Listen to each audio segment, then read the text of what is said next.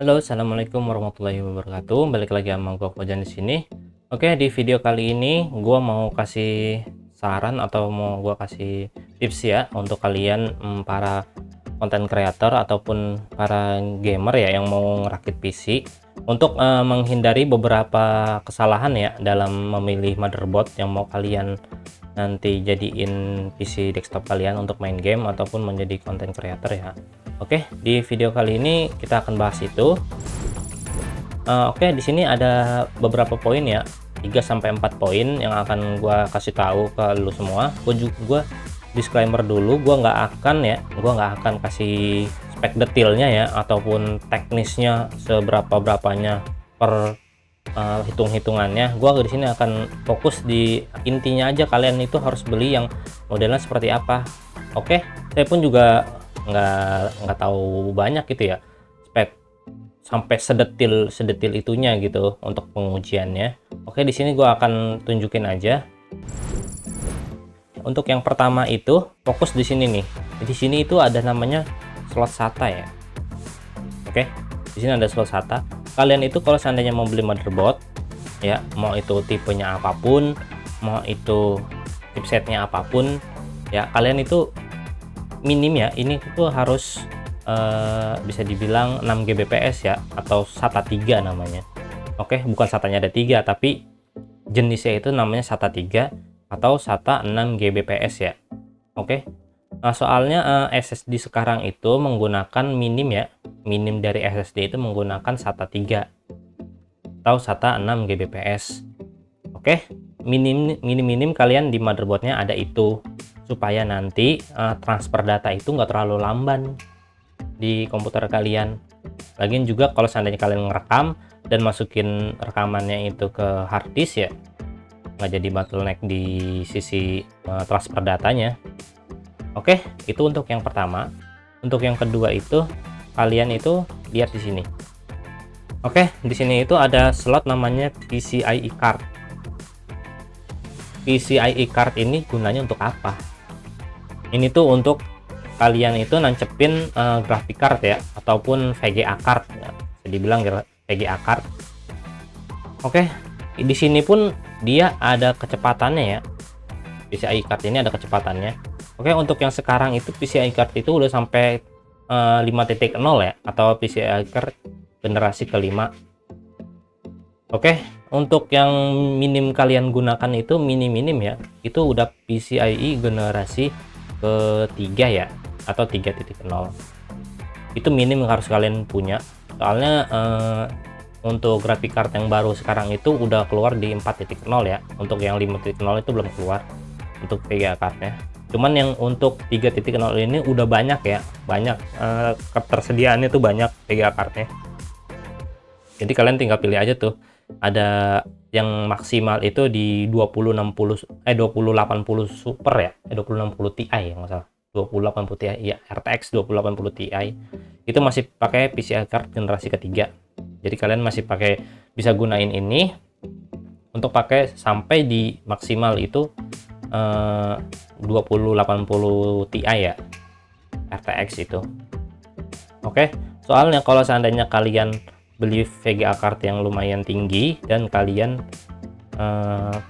pasang VGA card di sini yang sedangkan dia masih 2.0, dan VGA cardnya nggak bakal jalan di 3.0, yang jalan itu di 2.0 karena dia jalan itu di minimal spek yang kalian gunain ya. Contoh kalau ini 2.0 ya jalannya ya 2.0. Kalaupun VGA cardnya 2.0 dan ininya 3.0, tetap jalannya di 2.0. Oke, sesuai dengan bandwidth yang paling rendahnya apa. Kalau seandainya ini 3.0 dan VGA card yang kalian punya itu 3.0, nah itu berarti bandwidthnya itu nggak ada bottleneck, jadi nggak ada sesuatu yang menghambat gitu intinya mah. Oke, itu untuk yang kedua. Untuk yang ketiga itu ada di bagian I/O panel. Oke, ini namanya bagian I/O ya, I/O panel ini namanya, yang ada di belakang motherboard kalian biasanya ada ini. Oke, di sini kalian fokus ke arah USB 3.0 ini ya. Soalnya USB 3.0 ini sangat berguna ya. Gunanya itu untuk apa?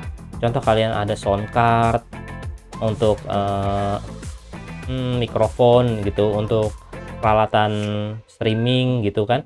Terus juga ada capture card gitu yang bisa kalian gunain. Nah, itu untuk sekarang ini minim itu capture card yang ada di pasaran itu dia 3.0 ya untuk bandwidth masuk ke dalam komputernya. Jadi kalian itu harus ada ini USB 3.0 ada di IO kalian ya. Mau itu pakai H61, mau pakai itu apapun lah tipe chipset yang kalian pakai, minim itu udah ada USB 3.0-nya.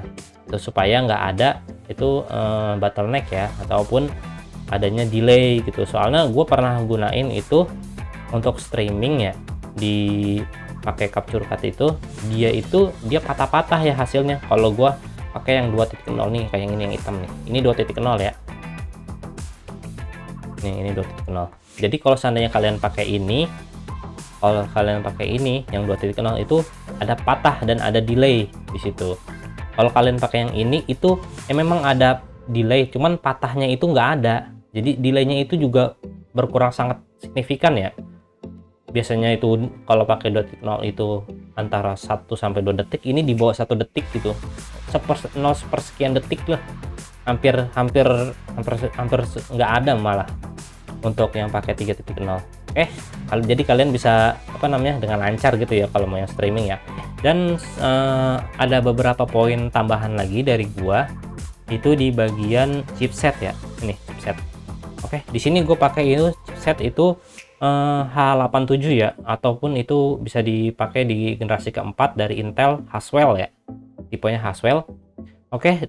Di bagian chipset itu ada beberapa poin ya. Jadi chipset itu juga ternyata itu dukungannya itu beda-beda ya.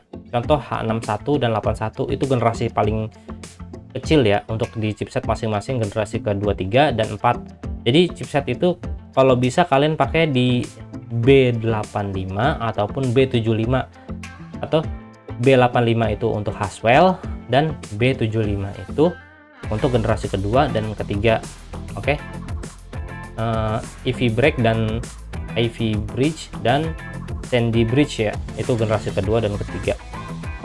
Minimal itu kalian pakai, soalnya kalau kalian pakai H61 di generasi kedua dan ketiga, H61 itu dia nggak ada USB 3.0 dan nggak ada PCI card generasi ketiga, dan beberapa pun ada SATA-nya itu yang masih generasi kedua. Jadi H61 itu harusnya kalian hindari ya, kecuali 3 hal itu ada di situ. Gue juga nggak tahu brand-brand mana aja yang menyediakan 3 hal itu ya, gue juga nggak tahu. Jadi kalian harus selektif ya untuk memilih motherboard yang bagus gitu. Contohnya kayak H81 ya, ini kan di atasnya H81 ya, ini itu H87 nih, H87. Jadi kalau H81 itu chipset itu dia mungkin ada SATA-nya SATA 3 dan USB-nya 3.0, dia udah pasti ada itu di Haswell ya, generasi keempat. Tapi dia nggak punya PCIe card generasi ketiga, dia masih generasi kedua. Jadi kalian itu harus lompat. Minim itu ada di B85 kalau nggak salah, chipset B85. Terus gimana bang cara ngecek motherboardnya bang yang mau kita beli bang? Gua kasih tahu di sini. Contoh kita lihat di Tokopedia, dan ini adalah contoh yang mau kalian beli ya. Di sini ada, ini kalian bisa lihat itu di sini ada brand ASRock. Ini brandnya dari ASRock. Kalian lihat dulu nih motherboardnya nih ya kan. Kalian lihat dulu motherboardnya. Di sini kalian lihat ada brandnya dari ASRock. Chipsetnya itu H61. Dan tipe dari motherboardnya adalah MVS4. Jadi kalian itu nanti ketik di tab baru dan tulis di Google itu ASRock H61 MVS4. Contoh ya, kita buat baru ASRock. Nah, di sini udah ada nih ya. Ini kalian tulis aja sesuai dengan yang ada di motherboardnya ya. Tulisan yang tadi gua tunjukin, kalian ketik aja. Setelah muncul, nah di sini ada ya, sesuaiin ya H61M VS4, berarti ini nih. Oke, di sini di halaman utamanya, di sini halaman resminya ya dari pihak Astralnya. Kalian lihat di sini, kalian bisa lihat di bagian slot. Oke, kita bisa lihat ya, ini kan slot kita di PCIe generasi ketiga ya. Oke, di sini sesuai ya, PCIe card generasi ketiga 3.0 kali 16. Berarti ini sesuai ya, generasi ketiga nih berarti. Oke, kita cari lagi. Di sini ada storage. Di sini ada 4 kali SATA 2 3.0. Berarti ini masih SATA 2 ya, karena ini tulisannya ini SATA 2. Oke, jangan terpengaruh di 3.0 ya, tapi di SATA 2. Berarti ini masih SATA 2 ya, belum SATA yang generasi ketiga. Berarti ini belum, masih di SATA 2 ya. Ini berarti belum masuk nih storage-nya untuk SATA-nya. Terus kita lagi balik ke I/O ya.